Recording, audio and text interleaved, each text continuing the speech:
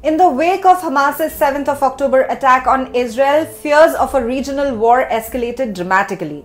Observers speculated that the conflict would extend beyond Gaza, predicting that Hezbollah would attack from the north, the Houthis from Yemen, and Iranian proxies from Iraq. This apprehension was rooted in the belief that if Israel were forced to retaliate, it would inevitably clash directly with Iran, leading to a wider conflict. Nearly a year later, this scenario has materialized. Iran executed its largest ballistic missile strike against Israel, and Israeli forces are now engaged in ground battles with Hezbollah in Lebanon. The critical question facing regional leaders is whether this burgeoning conflict will escalate further or begin to cool. Israeli officials find themselves at a pivotal crossroad.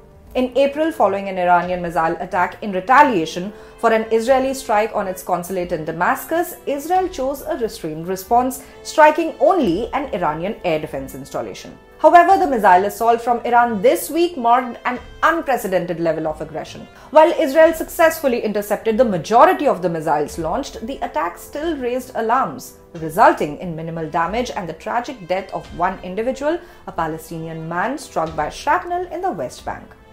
Former senior Israeli military officials now ponder the implications of Israel's next steps. Are you responding to the intention or to the results? Asked one former official. He reflected the nuanced nature of military strategy in this context. Iranian government spokesperson Fateh Mohajirani asserted to the CNN that Iran has absolutely no interest in a broader war, noting that the government had restrained itself after the assassination of Hamas political leader Ismail Haniyeh in Tehran, despite public pressure to retaliate. Israeli Prime Minister Benjamin Netanyahu has utilized a series of high-profile assassinations across the Middle East to reinforce his political narrative and credibility. The ongoing Israeli air campaign in Lebanon has devastated civilian infrastructure, displacing more than 1 million people. Netanyahu argues that this is a crucial moment to diminish the threat posed by Iran. He explicitly linked the elimination of Hezbollah leader Hassan Nasrallah to achieving strategic objectives, stating, "The elimination of Nasrallah is a necessary condition in achieving the objectives we have set. Returning the residents of the north safely to their homes and changing the balance of power in the region for years." In a significant public address, Netanyahu spoke directly to the Iranian populace, declaring, "When Iran is finally free, and that moment will come a lot sooner than people think, everything will be different."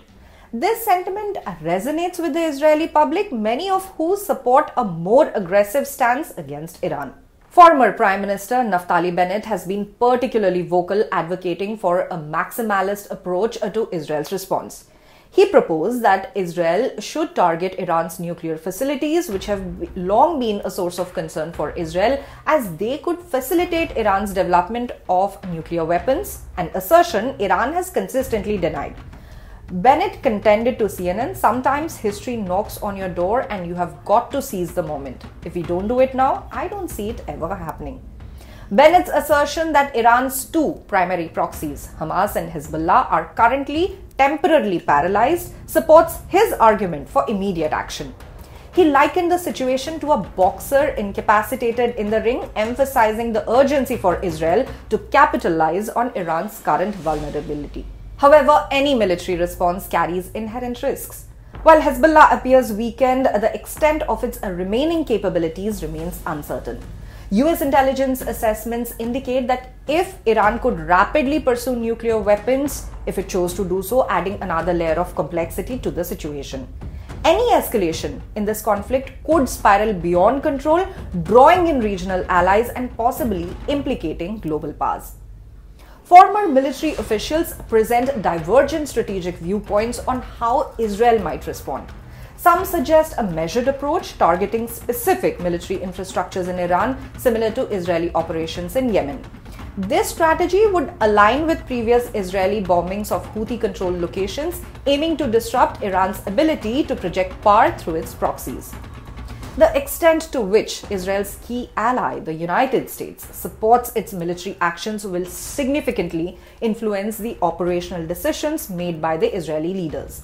US National Security Advisor Jake Sullivan has made it clear that there will be severe consequences for Iran's actions, promising that the United States will work closely with Israel to ensure that those consequences are felt.